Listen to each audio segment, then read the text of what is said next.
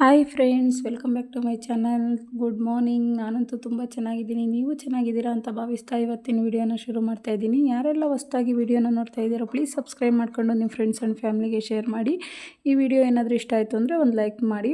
ನೋಡಿ, ನಾನು ಬೆಳಗ್ಗೆನೇ ಎದ್ಬಿಟ್ಟು ಆಚೆ ಬಂದುಬಿಟ್ರೆ ಈ ಥರ ಹಿಮ ಅನ್ನೋದು ಹೆಂಗೆ ಬಿದ್ದಿರುತ್ತೆ ಫ್ರೆಂಡ್ಸ್. ಸ್ವೆಟ್ರು ಟೋಪಿ ಏನು ಹಾಕ್ಕೊಂಡ್ರು ತೋಟದ ಮನೆ ಆಗಿರೋದ್ರಿಂದ ಸಖತ್ತು ಚಳಿ ಅಂದರೆ ಸಖತ್ತು ಚಳಿ. ನೋಡಿ, ಹಿಮ ಅಂತೂ ಮನೆ ಮುಂದೆನೇ ಬೀಳ್ತಾ ಇರುತ್ತೆ. ಇದಕ್ಕೇನಾದರೂ ನಾವು ತಲೆ ಕೊಟ್ಬಿಟ್ವಿ ಅಂದರೆ ತಲೆನೋವು ಗ್ಯಾರಂಟಿ. ಹಿಂಗೆ ಒಂದು ಸ್ವಲ್ಪ ವೀಡಿಯೋ ಮಾಡಿಕೊಂಡು ಒಂದೆರಡು ರೌಂಡ್ ಕೆಳಗಡೆಗೂ ಮೇಲ್ಗಡೆಗೂ ವಾಕ್ ಮಾಡಿಬಿಡ್ತೀನಿ. ಬೆಳಗ್ಗೆ ಎದ್ಬಿಟ್ಟು ವಾಕ್ ಹೋಗೋಣ ಅಂತಂದು ಕೆಳಗೆ ಹೋಗ್ತಾ ಇದ್ದೀನಿ. ನೋಡಿ, ತೋಟದೊಳಗೇ ಒಂದು 2-3 ರೌಂಡು ತಿರುಗಾಡ್ಬಿಡ್ತೀನಿ. ವಾಕ್ ಅಂತ ಏನೂ ಹೋಗಲ್ಲ. ಸಂಜೆಯಿಂದ ನನ್ನ ಮಗನ ಕರ್ಕೊಂಬರಕ್ಕೆ ಹೋಗ್ತಾನಲ್ಲ ಆವಾಗ ವಾಕ್ ಆಗುತ್ತೆ.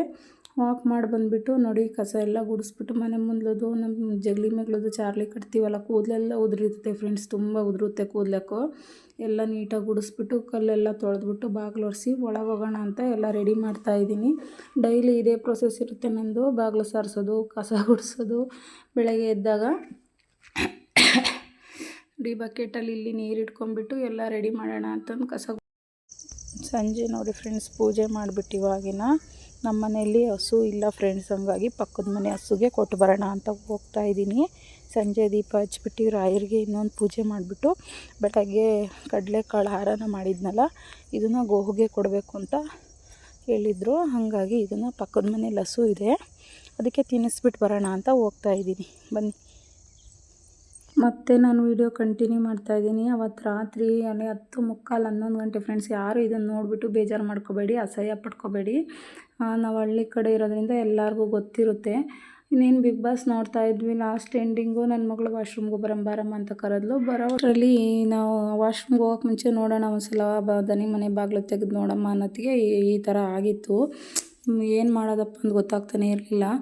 ಆಮೇಲೆ ಏನೋ ಕಷ್ಟಪಟ್ಟು ಒಂದು 10 ನಿಮಿಷ, 1/4 ಗಂಟೆ ಕಷ್ಟಪಟ್ಬಿಡ್ತು ಫ್ರೆಂಡ್ಸ್. ತುಂಬ ಎಷ್ಟು ಅಂದರೆ ಹೇಳೋಕ್ಕಾಗಲ್ಲ. ನಾವಾದರೆ ಎಷ್ಟು ಜನ ಸೇರ್ಕೊತೀವಿ, ಎಷ್ಟು ಇದು ಮಾಡ್ತೀವಿ. ಎಮ್ಮೆ ಅಂತೂ ನೋಡ್ಬಿಟ್ಟು ಅವತ್ತು ತುಂಬ ಬೇಜಾರಾಯಿತು. ಫೈನಲಿ ಕರು ಅಂತೂ ಹಾಕಂತು. ನಮಗೇನು ಮಾಡಬೇಕು ಅಂತಲೇ ಗೊತ್ತಾಗಲಿಲ್ಲ. ಆಮೇಲೆ ಕರು ಹಾಕಿದ ಮೇಲೆ ನಮ್ಮ ಮನೆಯವರು ಹೇಳಿದರು, ಬಾಯೆಲ್ಲ ಒರೆಸ್ಬಿಡು, ಕಿವಿ ಉರುಗ್ಬಿಡು, ಆಮೇಲೆ ಆ ಕಾಲಲ್ಲಿ ಉಗುರಿರುತ್ತಲ್ಲ ಅದೆಲ್ಲ ಕಿತ್ತಾಕು, ಹಸಿದ್ರಲ್ಲೇ ಕಿತ್ತಾಕಬೇಕು ಅಂತಂದು ಅದೆಲ್ಲ ಕಿತ್ತುಬಿಟ್ಟು ಒರ್ಸೋಕ್ಕೆ ಹೋದೆ. ಒರೆಸ್ಬೇಡ, ಎಮ್ಮೆ ಮುಂದಕ್ಕೆ ಹಾಕ್ಬಿಡು, ಎಲ್ಲ ಅದು ನೆಕ್ಕೊಳುತ್ತೆ, ಒರೆಸ್ಬೇಡ ಅಂತಂದರು. ಅದೆಲ್ಲ ಕಿತ್ಬಿಟ್ಟು ನನಗಿದೆಲ್ಲ ವಸ್ತು ಹೆಂಗೆ ಮಾಡೋದು ಅಂತಲೇ ಗೊತ್ತಾಗ್ತಿರ್ಲಿಲ್ಲ. ನಮ್ಮ ಮನೆಯವ್ರು ಹೇಳ್ದಂಗೆ ಮಾಡ್ತಾಯಿದ್ದೀನಿ. ನೋಡಿ, ಈಗ ಕರು ಅಂತೂ ಎಷ್ಟು ಚೆನ್ನಾಗಿತ್ತು ಅಂದರೆ ತುಂಬ ಚೆನ್ನಾಗಿತ್ತು. ಕರು ಬರೋವರೆಗೂ ಎಷ್ಟು ಹಿಂಸೆ ಪಡ್ತು ಪಾಪ ಅಂದರೆ, ಪ್ರಾಣಿಗಳು ಮುಖವೇದನೆ ನೋಡೋಕ್ಕಾಗಲ್ಲ. ನಮಗೇನು ಮಾಡಬೇಕು ಅಂತ ಗೊತ್ತಾಗ್ತಾಯಿಲ್ಲ. ಅರ್ಧ ಬಂದಿದೆ, ಇನ್ನು ಅರ್ಧ ಬಂದಿಲ್ಲ. ಎಷ್ಟು ಕಷ್ಟಪಡ್ತು ಅಂದರೆ, ಪ್ರಾಣಿಗಳು ಬಾಯಿಲ್ಲ ಹೇಳೋದಕ್ಕೆ. ನಾವಾದರೂ ಇಡೀ ಹಾಸ್ಪಿಟ್ಲು ಕೇಳೋ ಥರ ಅರ್ಚ್ಕೊತೀವಿ, ಅದನ್ನು ಗೋಳು ಕೇಳೋಕ್ಕೆ ಯಾರೂ ಇರೋಲ್ಲ ಮೂಕ ಪ್ರಾಣಿಗಳ್ದು.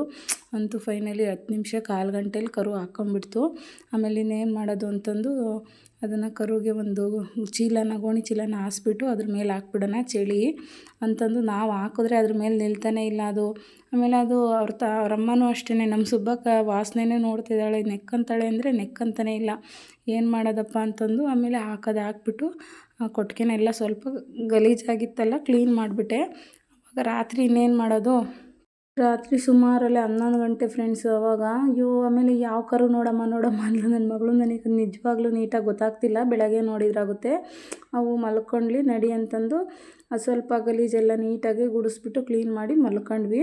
ಇನ್ನು ಬೆಳಗ್ಗೆ ಎದ್ಬಿಟ್ಟು ನೋಡಿ, ನೀಟಾಗಿ ಎಮ್ಮೆನ ಆಚೆ ಕಟ್ಬಿಟ್ಟು ಕೊಟ್ಟಿಗೆನೆಲ್ಲ 2 ಸಲ ನೀರು ಹಾಕ್ಬಿಟ್ಟು ತೊಳೆದ್ಬಿಟ್ಟು ಗುಡಿಸಿ ಆಮೇಲೆ ಸ್ವಲ್ಪ ಸೋಪಿನ ಪುಡಿ ಎಲ್ಲ ಹಾಕ್ಬಿಟ್ಟು ಕುಡಿಸ್ತಾಯಿದ್ದೀನಿ. ಯಾಕಂದರೆ ಅದು ಬ್ಲೀಡಿಂಗ್ ಎಲ್ಲ ಆಗಿರುತ್ತಲ್ಲ, ಸ್ವಲ್ಪ ಸ್ಮೆಲ್ಲು ಅನಿಸುತ್ತೆ. ಅವಕ್ಕೂ ಕ್ಲೀನಾಗಿರ್ಬೇಕಲ್ವ, ನಮ್ಮ ಥರನೇ ಮನುಷ್ಯರ ಥರನೇ ಅವೂ.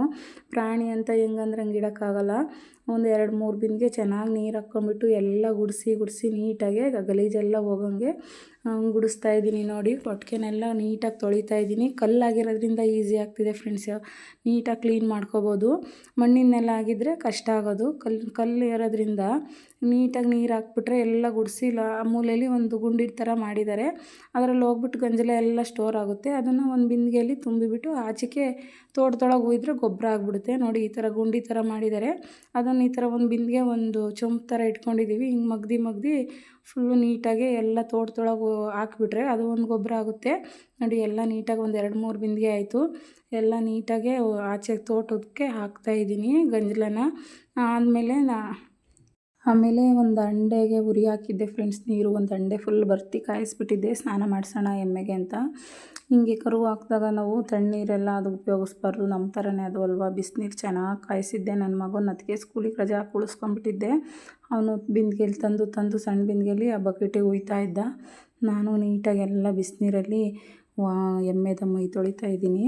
ನಮ್ಮ ಸುಬ್ಬಕ್ಕ ಅಂತೂ ಎಷ್ಟು ಗಲೀಜು ಮಾಡ್ಕೊಂಡಿದ್ಲು ಅಂದರೆ ಸಗಣಿ ಒಳಗೆಲ್ಲ ಒಳ್ಳಾಡ್ಬಿಟ್ಟಿದ್ಲು. ಒಂದು ತೆಂಗಿನಕಾಯಿಂದು ತೊಪ್ಪೆ ಬರುತ್ತಲ್ಲ ಅದರಲ್ಲೆಲ್ಲ ಫಸ್ಟು ನೆನೆಸ್ಬಿಟ್ಟು ನೀಟಾಗಿ ಉಜ್ಜುತ್ತಾ ಇದ್ದೀನಿ. ತೆಂಗಿನಕಾಯಿ ತೊಪ್ಪೆಯಲ್ಲಿ ಅದರಲ್ಲಿ ಉಜ್ಜಿ ನೀಟಾಗಿ ಬಿಸಿನೀರು ಹಾಕ್ಕೊಂಡು ತೊಳಿತಾ ಇದ್ದೀನಿ.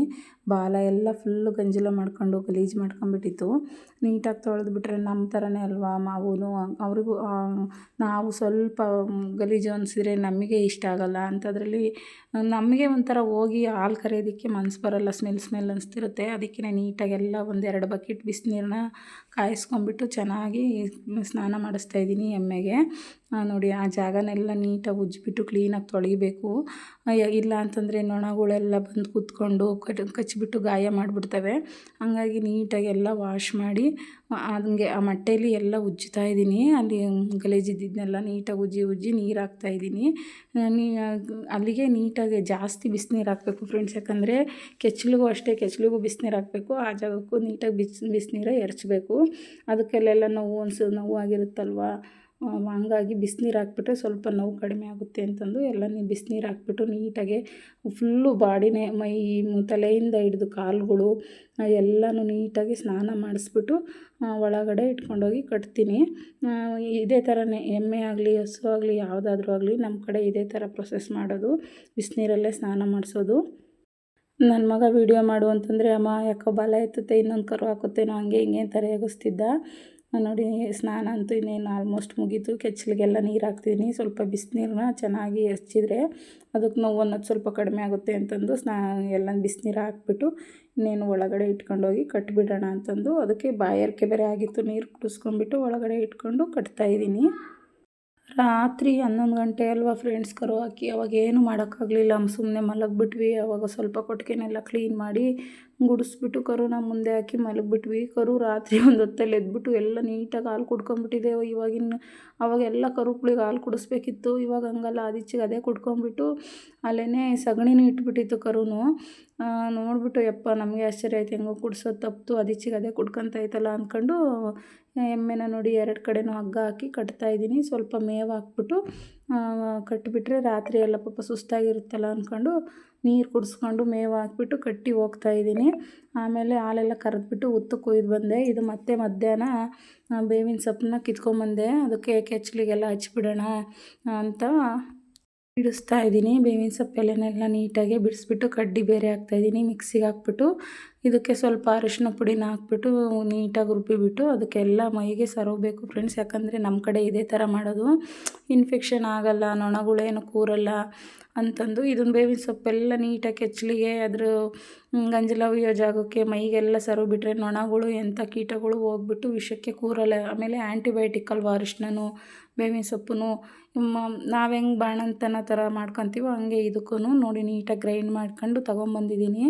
ನಮ್ಮ ಸುಬ್ಬಕ್ಕಂಗೆಲ್ಲ ಹಚ್ಬಿಡೋಣ ಅಂತಂದು ಅಷ್ಟರೊಳಗೆ ನಾನು ನೀಟಾಗಿ ಅದಕ್ಕೆ ನಾನು ಸ್ನಾನ ಮಾಡಿಬಿಟ್ಟಿದ್ದೆ ಫ್ರೆಂಡ್ಸ್ ಅಲ್ಲೇ. ಅದು ಏನು ನಾನು ಹಚ್ಚೋದಕ್ಕೆ ಬಾಲ ಎತ್ಕೊಂಡ್ಬಿಟ್ಟು ಬಾಲನೆಲ್ಲ ಹೊಡಿಯೋದು, ಗಂಜಲ ಸಿಡಿಸೋದು ಹಿಂಗೆ ಮಾಡ್ತಿತ್ತು. ನೋಡಿ ಎಲ್ಲ ನೀಟಾಗಿ ಹಿಂಗೆ ಮೈಗೆ ಫುಲ್ಲು ಕೆಚ್ಚಲಿಗೆ ಅದು ಗಂಜಲ ಮಾಡೋ ಜಾಗಕ್ಕೆಲ್ಲ ನೀಟಾಗಿ ಈ ಥರ ಸರೋಬೇಕು, ದಪ್ಪನಾಗಿ ಸರೋಬೇಕು. ಅದಕ್ಕೆ ಅವಾಗ ಇನ್ಫೆಕ್ಷನು ಆಗೋಲ್ಲ, ಯಾವುದೇ ನೊಣಗಳು ಬಂದು ಕಡಿಯಲ್ಲ, ಗಾಯ ಏನೂ ಆಗೋಲ್ಲ. ನೋಡಿ ಎಷ್ಟು ರೋಸ್ತಾ ಇದೆ ಅಂತಂದರೆ ಬಾಲದಲ್ಲೇ ನನಗೆ ಹಚ್ಚಕ್ಕೆ ಬಿಡ್ತಾಯಿಲ್ಲ, ಹಂಗೆ ಹೊಡೆಯೋದು ಹಂಗೆ ಮಾಡ್ತಾಯಿದೆ. ಈಗೆಲ್ಲ ಫೈನಲಿ ನೀಟಾಗಿ ಹಚ್ಬಿಟ್ಟು ಫುಲ್ಲು ಆ ಜಾಗಕ್ಕೆ ಕರು ಬಂದಿರುತ್ತಲ್ಲ ಆ ಜಾಗಕ್ಕೆ ಜಾಸ್ತಿ ಹಚ್ಚಬೇಕು ಫ್ರೆಂಡ್ಸ್. ಯಾಕಂದರೆ ಅಲ್ಲೇ ಇನ್ಫೆಕ್ಷನ್ ಜಾಸ್ತಿ ಆಗಿಬಿಡುತ್ತೆ. ನಾವು ಮನುಷ್ಯರು ಹೆಂಗೆ ಆ್ಯಂಟಿಬಯೋಟಿಕ್ ಎಲ್ಲ ತೊಗೊತೀವೋ ಅದೇ ಥರ ಇದಕ್ಕೆ ಆ್ಯಂಟಿಬಯೋಟಿಕ್ ಥರ ಇದು ಏನು ಬೇವಿನ ಸೊಪ್ಪು ಅರಿಶಿನ ಪುಡಿ 2 ಅಷ್ಟೇ, ತುಂಬ ಒಳ್ಳೆಯದು. ನೀಟಾಗಿ ಹಂಗೆ ಬಾಲಕ್ಕೆಲ್ಲ ಸರೋಗ್ಬಿಟ್ಟು ಅದ್ರ ಕೆಳಗೇನೋ ಅಷ್ಟೇ ದಪ್ಪಗೆ ಹಚ್ಬಿಟ್ಟಿದ್ದೀನಿ. ನೋಣಪ್ಪಣ ಏನು ಕುತ್ಕೊಂಡು ಮತ್ತೆ ಕಡಿಯೋದು ಆ ಥರ ಗಾಯ ಏನು ಮಾಡ್ದಂಗಿರಲಿ ಅಂತ. ಕೆಚ್ಚಲಿಗೂ ಅಷ್ಟೇ, ಕೆಚ್ಚಲಿಗೆಲ್ಲ ಸರೋಗ್ಬಿಟ್ಟು ಮೈಗೆ ಒಂದು ಅರ್ಧ ಮೈಗೆ, ಮುಂದ್ಗಡೆಗೆ ಏನು ಬೇಕಾಗಲ್ಲ, ಬೆನ್ನಿಂದ ಹಿಂದ್ಗಡೆಗೆ ಅಷ್ಟೇ ನೀಟಾಗಿ. ನಮ್ಮ ಕಡೆ ಇದೇ ಥರ ಮಾಡೋದು, ನಮ್ಮ ಅತ್ತೆ ಈ ಥರ ಮಾಡ್ತಿದ್ರು ಅವಾಗಿಂದ, ನಾನು ಇದೇ ಥರ ಕಂಟಿನ್ಯೂ ಮಾಡ್ತಾಯಿದ್ದೀನಿ. ನಮ್ಮ ಮನೆಗೆ ಸುಮಾರು ನನ್ನ ಮದುವೆ ಆಗಿ ಬಂದಕ್ಕಿಂತನೂ ಎಮ್ಮೆಗಳಿದೆ ಫ್ರೆಂಡ್ಸ್, ಹಸು ಕಡಿಮೆ. ಅವಾಗಿಂದ ಮಾಡಿ ಗೊತ್ತು ನನಗೆ. ಅಂದರೆ ಇದೆಲ್ಲ ಮಾಡ್ತೀನಿ. ಕರು ಹುಟ್ಟಿದಾಗ ಏನು ಮಾಡಬೇಕು, ಅದನ್ನು ಎಳೆಯೋದು ಅದೆಲ್ಲ ಗೊತ್ತಾಗಲ್ಲ. ಹಂಗಾಗಿ ನನಗೆ ಸ್ವಲ್ಪ ರಾತ್ರಿ ಪ್ರಾಬ್ಲಮ್ ಆಯಿತು, ಏನೋ ಗೊತ್ತಿಲ್ಲ, ದೇವ್ರ ದಯೆ ನೀಟಾಗಿ ಕರುವಂತೂ ಆಗ್ತು. ಗಂಡು ಮಗು ನಮ್ಮ ಸುಬ್ಬಕ್ಕ ಹಾಕಿರೋದು ಗಂಡು ಮಗು. Thank you for watching.